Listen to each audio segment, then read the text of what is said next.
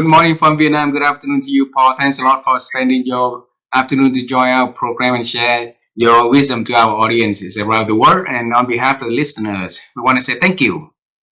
Of course, I'm happy to be here. Well, Paul, in our culture, it's very honored if we can have you to share a little bit about who you are and the work you do. So our audience have more ideas about who Paul is. Could you please do that for us? Sure. I'm a professor at Claremont Graduate University in California. I run a busy behavioral neuroscience lab, and I develop knowledge and technology so that people can live longer, happier, and healthier lives.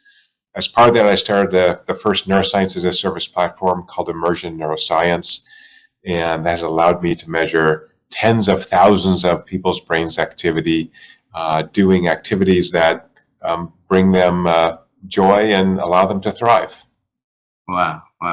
Paul, you have a phenomenal journey, and you travel around the world sharing your research, your work, and you help people to gain the basics of human being is like trust, happiness, joy, and stuff like that. And you introduced us less than 1 minute, and that's not fair for our audience. Okay, so this conversation is about wisdom. So we're gonna dive into this conversation and know more about this. And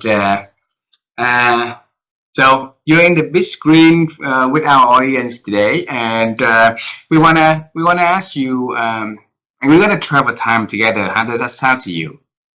Oh, sure, yeah. Alrighty.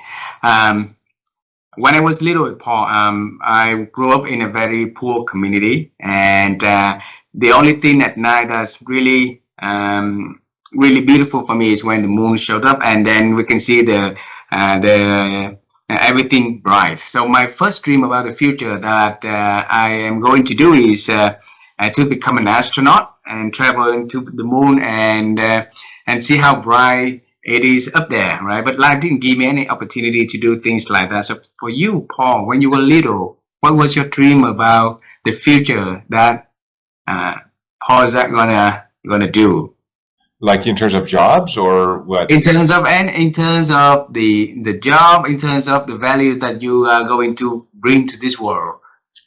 I didn't think like that. I grew up in a very poor family, and my parents were not well educated. And honestly, I thought I like making things, and I thought the coolest job would be to be a tow truck driver. I would be out on the road all day picking up cars, and probably a good way to meet cute girls. And so I didn't think broadly about that until I really got to college and kind of had a bigger view of life. Wow. So what makes you to transform from dreaming one day to become a tow truck driver to becoming a person that bring the science of neuroscience and behavioral science and psychology to help people to try? That's a good question. I mean, I had wonderful professors as an undergraduate professors who kind of gave me a bigger view of the world and said, hey, you're pretty good at school and you might want to kind of stay in school. I'm also very curious, and I don't have, I'm not a sensitive person, so I don't mind making mistakes and learning from them, which is actually a very good way to do science. You have to be sort of thick-skinned, and I had really wonderful mentors. My undergraduate mentor now is 89 years old, and I'm joining his family for Easter dinner in a couple days, and we're still dear friends. So I think any of us are so lucky to have guides in our lives that can give us a kind of broader vista of what our capabilities are. Beautiful. So you've been meeting a lot of people who influential in your life, a lot of and they share a lot of things and a lot of wisdom that help Paul to be on taking the path of who he is doing today, right? So if we can travel all the way back in time and try to think of the first piece of advice, the first piece of wisdom that you still remember until today. So what was that piece of advice, and who the person that gave it to you? I love this question. So I've thought about this. I was taking a undergraduate class in finance, and one of the most interesting pieces of advice I've ever gotten, which I have followed ever since, is to pay yourself first. So in the finance world, that means you can defer paying your utility bill or paying your car payments. You can call them up and say, but you've got to actually continually invest to grow your wealth. But paying yourself first also means investing in yourself. I'm not good to anybody else unless I am emotionally healthy, spiritually healthy, physically healthy. This is like putting on your oxygen mask on the airplane, right? When it depressurizes, you need to take care of yourself first. So it's not a selfish thing. It's creating the opportunity to be of value to others by taking care of yourself. So I think pay yourself first is very interesting advice because it sounds selfish, but actually it's essential. All righty. So that was during the college time. Yes. All right. From the begin from teenage year to college year, you have so many other advices. So why was that advice becomes the one that you chose, Paul? Um, yeah, my father worked in a electrical engineering department, and I would go to work with him. And another great piece of advice is you can't break the machine. So he showed me how to use a, whatever, $3 million machine, and said, there are people around, and here's how you use it, and you can't break it, and so just play with it. So I think that enabling curiosity, but particularly in a technical sense, I'm a very technical person. A lot of my advances in neuroscience have come because I've created protocols and techniques that people just hadn't thought of. So I think that was a great sense of sort of play in a technical sense. All right. So we'll go back to the curiosity later in this conversation. I want to continue with the theme about wisdom. So since you mentioned about your father's advice to you and the wisdom that you got from the university, I want to go back to the basics of definition. Okay. So in your own word, how do you define wisdom is, Paul? Yeah. So I think, there are whole different levels of the way we acquire wisdom. I think we start with kind of intuition, kind of guessing. That moves into data, which is something I can measure. When I have data and I organize that, that turns into information. And when I'm able to provide a foundation to categorize information, that becomes wisdom. So it really means to have wisdom, I need to have a strong foundation, need to have objective information that I may initially find because of my curiosity. My intuition drives me to this.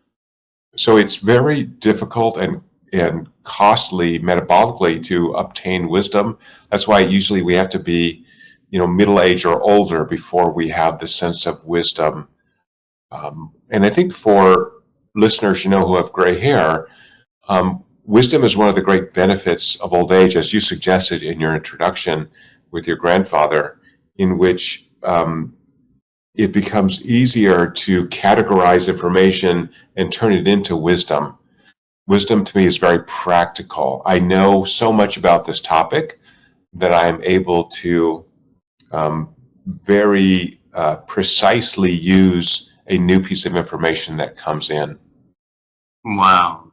Wow. It's the first time that I heard the definition of wisdom coming first from intuition, then go to data, and then categorize data into information and make it become wisdom through within the foundation of that, right? So the Greeks had this notion called phronesis, which is like, how do you apply information? And that's, I think, where wisdom comes from. That's why you have to be old enough. You have to actually apply this to gain wisdom, right?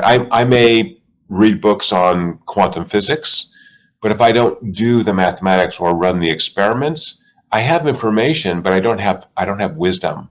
I haven't turned that wisdom into this deep, applicable knowledge. And I think that's what's missing, is you have to actually do this thing to be wise in it. And you can be wise just in living. I'm okay with that. But I can be wise in how to drive a car, or how to build an engine, or how to prove a theorem, or how to write a poem. I think all those things, when you have wisdom, flow more easily. All righty. So we're gonna start with intuition, and then we're gonna go with information. How we're gonna select information, fuse information, and applying it in this conversation. Okay.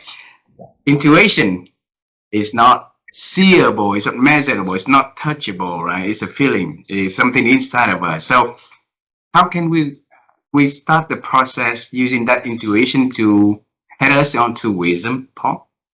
I disagree with your premise. I think intuition is, we see it all the time. It's very Oh, natural. That's how babies learn. That's how we're absorbing things. I think intuition without critical thinking leads to very poor acquisition of information.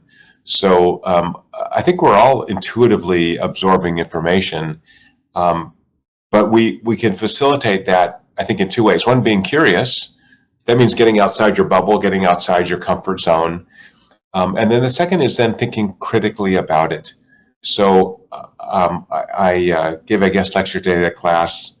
Can I use one semi-bad word? Would you be offended? anything, use anything, please. Okay, so I asked, the students are very nice students, and they are shy and they don't want to ask a question after I've given my little talk, which was on happiness, by the way, the topic of my new book. And I said, what's the most important word in science? And they said, oh, experiment, hypothesis. I said, no, I think the most important word is the word bullshit, right? Science is a systematic way to get rid of bullshit. By that, I mean, you've got to think critically, right? If we run an experiment, it's very transparent what we did, what we didn't do, what it means and what doesn't mean. And so that's that kind of application. So I think if we think of this, if you will, BS detector in our heads, that is what moves us from pure intuition, being curious about something and, you know, having a superficial understanding of it, into now creating actually information that I can do something with. I've got to be critical about that thing. Hmm. And it's So not most, natural, by the way, sorry to cut you off. I think most people struggle with critical thinking because it's very cognitively expensive in our brains to break it down. And the other reason that critical thinking is sometimes avoided is that to be critical means you also have to disagree. And if I disagree with you, you might think I'm a disagreeable person. You don't want to be around someone who's disagreeable and a nasty human being. But if you can disagree in a way that is constructive, that is where we start to develop that knowledge.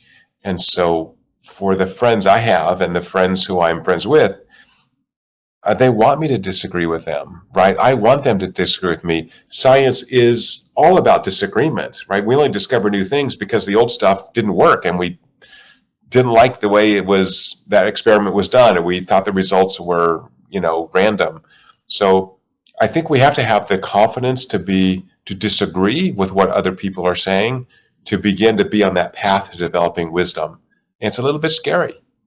wow, that's wisdom, right there. The advice is very beautiful. But a lot of people afraid of getting into conflict, afraid of getting into disagreement. So how can we engage? How can we encourage them to start conversation and bring disagreement into the conversation to build something better? First of all, I love this conversation so much. What great questions. I think first is establishing this psychological safety. So when you love someone, you can disagree with someone. When you care about someone, you can disagree with them. When you like someone, you can disagree with them. One of my early collaborators, very, very old faculty member now, and we've yelled at each other many, many times when we were working together. Oh, you're a dumb old man. It's, oh, you're a kid. You don't know anything. Because we both wanted to get to as close to the truth as possible. And there's no ego involved in that. It's not, I'm passionate. He's passionate. We're trying to solve a hard problem. And I think because he's such a dear friend, because he, you know, I love him so much, it's easy for me to disagree with him because he knows that I have such affection for him. The disagreement is not about him, it's about the idea that we're working on. So what psychologists say is avoid the you statements. Don't say, you are so dumb, even though I did that with my friend because I love him. But, you know, just say, I disagree with that idea. So here's my understanding of this issue. But, you know, avoid attacking the other person and make them feel safe. You know, say, hey, we disagree on this. I care so much about you. I want to really understand your point of view. So let's have a discussion about that. Hmm. Because you and your friend has the trust, the foundation of love and caring for one another, so it's easier to put the personal things apart and then focus on the issue at hand, right? But in a normal life, when we got into disagreement, a lot of people will bring it to the personal level and say, okay, it's not a problem is something that they focus on the personal level, which means that why are you disagreeing with me, Paul, and then you don't like me, Right. or things like that. What can we do to help them to not fall into that trap, Paul? Yeah, that's a good question. I mean, one is that if you don't really care about this person or their opinion, um, why argue with them? Right? I don't want to argue about political viewpoints. I don't think I'm going to change anyone's mind. I don't think it's my duty. I'm just not interested in that. I'm much more of an idea person anyway, right? So you know me.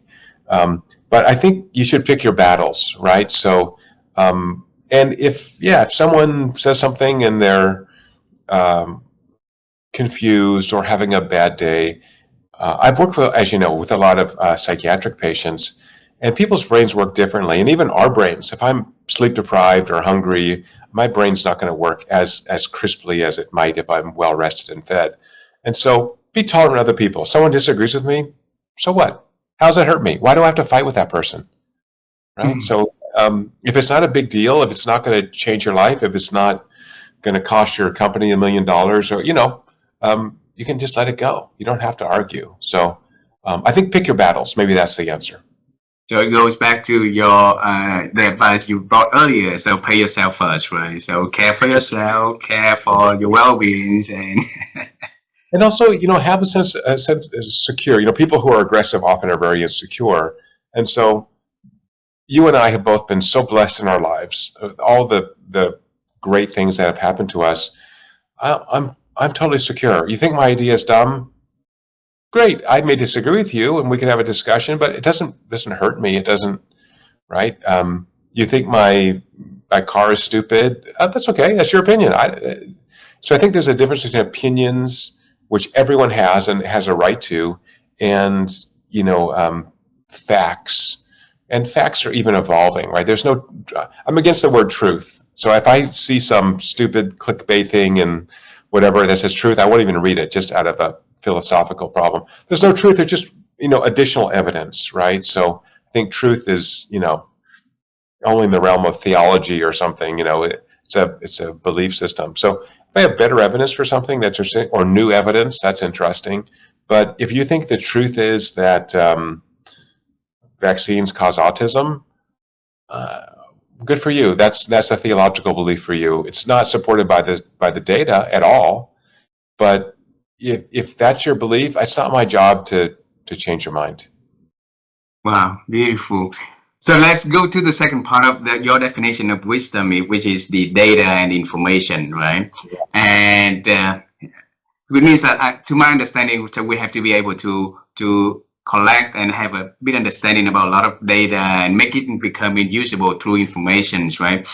And in our world today, we have so many data and information is overloaded for a lot, for us to absorb. So how can what is the advice you can give us in terms of collecting data and filtering them and select what works for us, what should be something that we use on the path to get wiser? Gosh, that's a great question. I think you've kind of stumped me. I was going to say, let the robots take over. That's my cheeky answer. I think we should be, again, critical of the information sources. Almost all of us live in our own little, pathway and bubble. I think there's so much information we can get from other people. Sometimes the most profound questions in my lab come from the 18-year-old undergraduate who says something like, why would we ever do this? Oh, we were doing it already, but yeah, why? Let's see. It seemed like an interesting experiment, or we got funded, or, there's all kinds of reasons you do studies. But yeah, why are you actually doing this? I mean, those kinds of, quote, naive questions, I think, again, important in creating that environment where we want to be questioned. Even among, the young people are among sometimes the most profound, although they don't know it. Being naive is actually very valuable. So I would say, think critically about your information sources and broaden them as much as possible, but not so broad that you're just, you want to be open-minded but not empty-headed. Open-minded. I don't want to let anything in, right? Because that might influence me. I want to think about my information sources, but not be too selective. Beautiful. I've met a lot of people with a lot of information, but like you mentioned earlier, in the last part of the definition of wisdom is to do something about that, to make something practical and usable at the end of that information that they have at hand, right? So what could we do from the information that we have and do something with that to get us wiser on the on our journey? Yeah, I mean, I think I don't have a great answer for that too. It's such a profound question, but in my simplistic view of the brain, I think of kind of coding that information as a 0, 1. 1 means I'm getting more value from it. 0 means I'm going to just toss it out. So, what I had for breakfast 2 weeks ago, not very important, right? Unless I was at some exotic place or some interesting meeting or something, I might remember it. What my finance professor told me 30 years ago, or what my father told me as a child with machines, I think that, those kinds of things you should remember. One way to do that is that in the brain, the value of an experience is associated with the emotional response you have. So if you get that emotional response, that information tends to be saved in the brain in a very particular way that makes it more easily accessible. So if you have this sort of aha experience, or you have this person that just really wows you in the way they convey information, that may be very valuable. Now, you can be manipulated, of course, but that's where the critical thinking comes in. So really think about the underlying emotional state that this experience is. I mean, to tell a 10-year-old you can't break a $3 million machine, that's so empowering. Again, I don't think my father thought this was profound at all. He was just telling me just have fun. But, that was almost life-changing. My whole life, I can't tell you how many times people told me that something I'm doing is impossible. I'm like, well, I'll just give it a shot. I'll cobble something, I'll build something, I'll figure something out. And so I think nothing's impossible. I think things are hard. I may not be able to do those things, but I think almost nothing is impossible. I think getting that information source, getting those, it was my father who told me that, right? It wasn't a rando person. Could have been a random person, but that's your father, again, someone who cares about you, said this. A finance professor who was extraordinarily interesting person and weird in the very good sense, oddball. I like the oddballs. So let's, isn't that in the Bible somewhere? God blesses the oddballs. Isn't that one of the Proverbs? I don't know. I'll look for it. Yes. In my life, I call these stalkers, the people who find me online, or they read something I've done, or they hear a podcast, and then they send me messages, and sometimes I just can't answer them because I'm too busy. But I'll get so many interesting messages from oddballs that are make me think differently, and I think I'm trying to be open to that. Yeah. Oh, so help me to make things, from the research that we are doing at the moment and the work that you are doing, to see if we can bring some oddballs into the work that you do. Okay. The topic we talked today is about wisdom, and when I look at your works, you're trying to help people to understand more about themselves, human connections, and that's wisdom right there. So where do you see the link between wisdom onto the works that you've been doing, and how do you feel about that? Yeah, I guess the current work I'm doing is really about creating technologies so that people have self-wisdom. People know about their own unconscious emotional experiences, what brings them joy. And almost always that's other people, that's activities and adventures, that is doing something difficult rather than something easy. So, our brains are absolutely analogous to our muscles. They need to be stretched. They need to be stressed. They need to have a chance to grow and develop. So even in old age, we're producing new neurons. Even in old age, we are learning new things. And there's something really beautiful about that. And as you get older, because you have that informational foundation, you can more easily obtain wisdom. And so I think this is a plea for continuing to try new things and be around new people and make mistakes. If you try new things, you're going to fail. And that's awesome. Think how great failure is. Failure is the world saying, hey, you didn't do this well enough. So I may want to stop doing that thing if I failed, or I may want to, I want to learn some more about this thing and get better at it. So I want to embrace mistakes as a learning experience for adults. Because paralysis requires that I do something with this information, right? I got to try this thing. I'm hitting a ball or something. I don't know what I'm doing with my hands, but I've got to try doing this thing before I figure out what it really means. So Paul, so embracing change and not afraid of failures inside of you, is that coming from nature or nurture, or which one is more, have more percentage inside of you? I think, besides me, but also in the literature, probably 2/3 is actually your genes. So there are people who are just high on openness to new experiences, who are very curious. And then about 1/3 of that is the environment that you're in, that you have experiences when you're young, you have parents that encourage you to explore things. You have the view of the world as a rich playground for you. I think that one of the great terms I learned recently, I forgot who I stole this from, but our goal in life is to extend our play span. Like, I want to play the game of life as long as possible and play it well. And to do that, I need wisdom. If I'm going to extend my play span, I need wisdom. So, and I've got to be healthy, right? Physically healthy, emotionally healthy, and spiritually healthy. But let's play as long as we can. Beautiful. Paul, I want to bring you to the moment that you sit alone or sit with somebody and you have a thought of expand your play band. Okay. And that build a seed for you to start the journey of using the technology and neuroscience onto having people to self-wisdom like you do today. Still remember that moment? Sure. I think it's a small accretion. Because I'm a fan of making mistakes, I always want to start small scale. Does this thing work? Oh, this thing works. And people get some value from it, do it again. So I don't think, you don't, if you can help it, don't bet your house, don't bet your car, don't bet your life on gaining some wisdom, trying something, but start small scale, start small, and have people around you who can give you critical feedback, who can help you be successful, but also tell you when you need to pull the plug. So I'm a big believer in the do not do list as well. To be good at a couple of things, to extend my play span, I have to say no to a lot of things that are just not going to do it. So I don't watch TV. I don't watch movies. I don't listen to the news.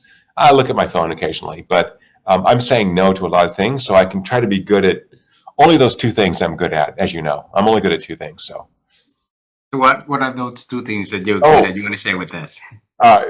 Science and loving people around me. That's my 2 goals.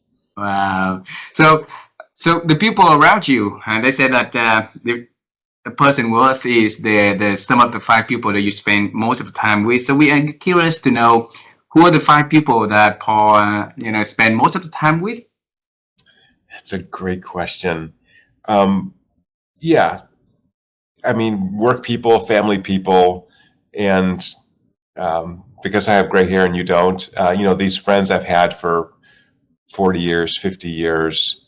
What a privilege to know someone for 40 years and have the utmost respect and love for them. So, I think it moves around. I think because I'm always on the go, my key 5 people are kind of move day to day, but that also gives me much more information flow. So I like to be on the move. I don't want to sit still. I might get rusty. So if you meet somebody and you say, okay, that person going to be on my 5 for the next move. So what would that person have, in that interests you for you to make that decision? That's a great question. One is this confidence to be wrong, to try new things, to have an adventurous spirit. And the second is to want to be the best. So I think, again, that getting good at something, that wisdom, I'm not interested in the baseball analogy, I want to hit some home runs in my lab, in my life. I don't want to have a so-so wife. I want to have an amazing life. I don't want to have kids who are barely surviving, working at some, minimum wage job. I want kids who are happy and thrilled and creating value for society. So I love people that want to be the best at what they do. Um, yeah, I mean, maybe that's it. I haven't thought about that much. And probably have similar personalities like me. So, I, yeah, I'm a perpetual learner, and I think that's a great system. I'm never going to be perfect at anything, but I'm willing to put in the time, and I like people who also will put in the time to get better at whatever they're doing. Beautiful, beautiful. You mentioned about the word curiosity, curious, be curious numerous times in this conversation, at least I counted 3 times, right? So for that young little boy, Paul, up until today, that curiosity is still running into his vein, his way of thinking, his ways of doing. How could you have that curiosity stay with you a little longer like this? Yeah, again, I think it's being fine with being seen as naive. I love to get in situations where I'm the least knowledgeable about something, and I'll just say, "Hey, I've never done this, or I hardly have any information, and you guys are pros. Just show me what to do." So I think it's a weird personality quirk. It's great for science, by the way. That's the way to go into a scientific experiment. But for a lot of people, it seems weird to just announce that you're bad at something or you're not trained in something.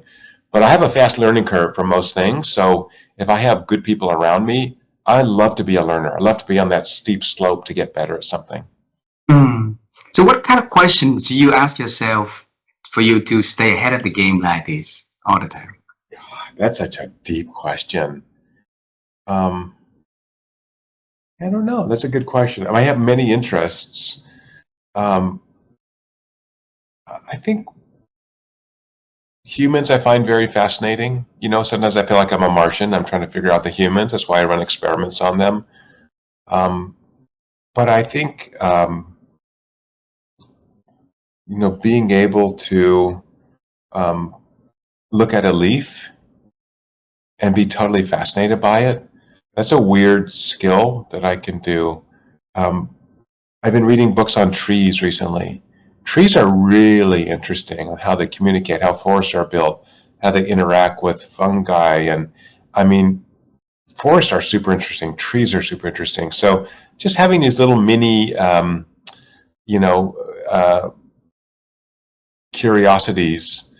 And maybe at some point I've learned enough about trees and leaves and, I'll let it go. I'll go into something else. But my kids have it too, so I think there's a big genetic component there. My kids are super curious, and we all do this. We go down rabbit holes on stuff, and but my view is I want to use it. I want to, figure out how to do something with trees. So maybe I'll figure that out eventually. You're a man with commitment, so if you set your objective for that, you will have it done, right? For complete to the book that you're launching on May 6th, it's about happiness, right? Right. What made you decide to write that book? I did the research for that book 15 years ago, but I didn't have enough data to support it.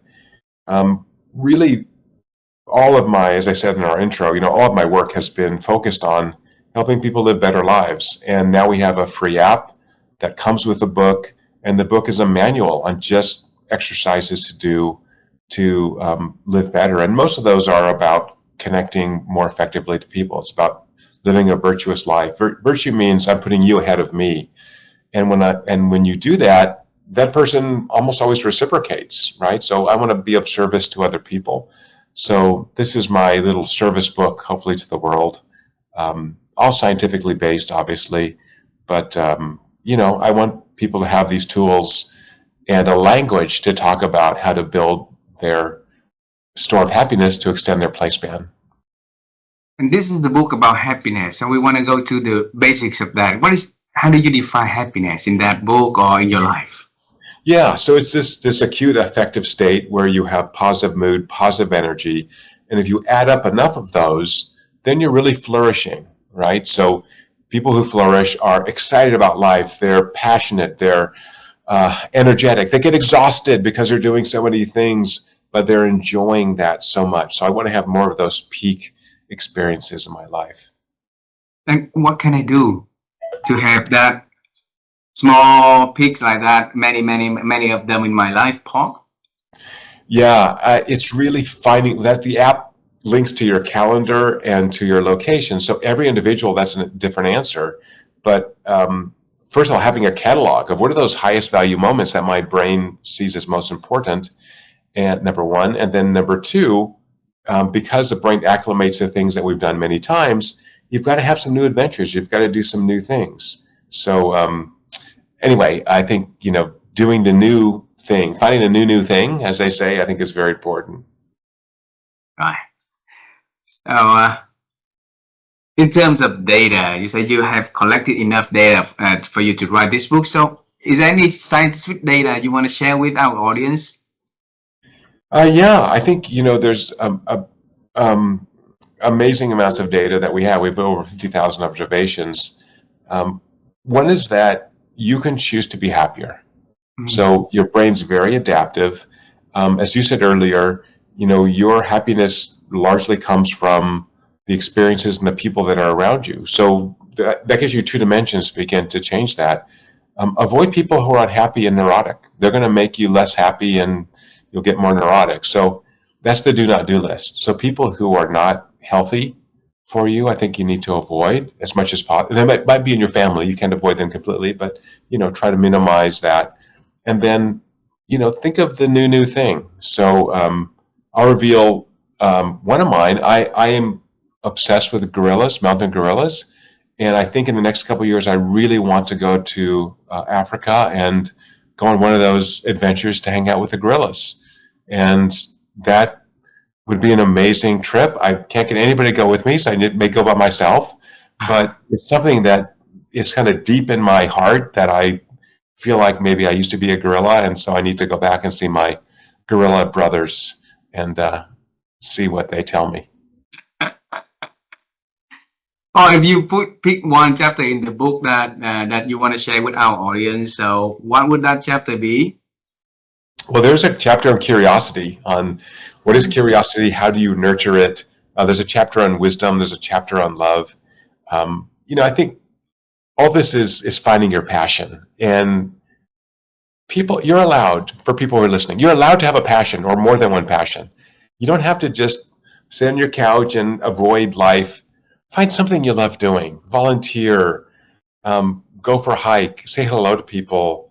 I have very weird behaviors, but I always talk to people in the elevators. I find it fascinating to have a 20-second conversation. You don't have to pretend like no one's there. Say hello. Talk, engage with people. So, I think you've got to have that adventurous spirit, and you can nurture it. The book is essentially a manual on how to be happier. So, and it's called The Little Book of Happiness. It is a little book. It's 8,000 words. It just has exercises you can do, and an app you can track your progress with. Would you want to share with our audience about the app and how they can use it? The app is called Six, S-I-X. You can find it in the app in the Play Store. It's free, and all you need is a supported wearable like a smartwatch or fitness wearable or Oura Ring. And we've written algorithms that capture the value your brain gets from social emotional experiences second by second. You don't have to do anything, no weird questions, nothing for you to do. Every day you'll just see if you've gotten 6 of these high value moments, which is the key to thriving. You have 6 or more a day, you're really thriving. You're investing in all these exciting activities and people. You get 4, you're kind of maintaining. 3 or less, you have low mood, low energy. And so it'll start giving you advice on what to do to be happier. And to me, that's the culmination of 25 years of my professional life, is to create the knowledge and technologies that people can have for free to live happier, healthier lives. Why is the name 6? Because we showed you need 6 of these, these well-defined high-value moments a day. So it's an easy goal. Think of like 10,000 steps for physical activity. You need 6 peak immersion moments a day, and the app will just tell you what those are. By the way, they're not what you think you are. I mean, if you ask people, excuse me, how much did you enjoy this experience? You don't know, because your brain unconsciously is associating these emotional responses. It's not telling your conscious part of your brain about this. And so you'll learn so much about yourself by using the 6 app. Absolutely. So they were I will go to the App Store and looking for the SIX6, and it will be Six, there. six, and if you put wellness in there, it'll pop right up. All Absolutely right. free. Wonderful, wonderful. Two last questions for this conversation, okay, Paul? Yes. And my wife and I, we've been on a quest to help people to improve their ability to think. And you are a great thinker, and you move things into action also. So not just only the thinking, and you also meet a lot of amazing thinkers out there on your life, on your works, right? We want to ask you, how have you been growing your ability to expand your thinking over the years? Mm. Because I think, as I said earlier, don't be uncomfortable being naive. So be around people who are or have expertise, who are interesting, who will share with you, and will challenge you. I love being challenged.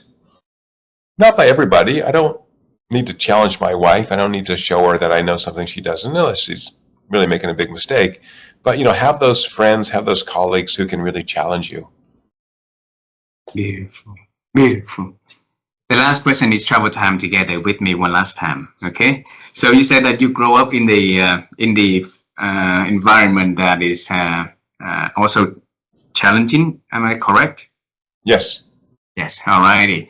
So if you had a chance to travel time and talk and meet yourself back then at a young age, and you say to that young little Paul, give him a little piece of advice, a little piece of wisdom. So with your with all the body of wisdom you have at the moment, one advice you're going to give to yourself back then, what would that be? I would say worry less and have more fun. Worry less and have more fun. Why you choose to give this? Oh, I think I was probably too stressed out when I was in college. I was too worried about trying to get good at something, and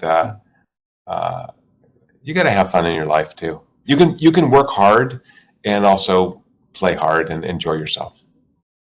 Thank you so much for that piece of advice, Paul, and thank you very much for this beautiful conversation. I really appreciate you spending your time joining the program and share your wisdom with our audience. And we love you. We look forward to see you in person one day, Paul. Okay. Thank you, my love too. Thank you, my friend. Thank you very much. Bye bye.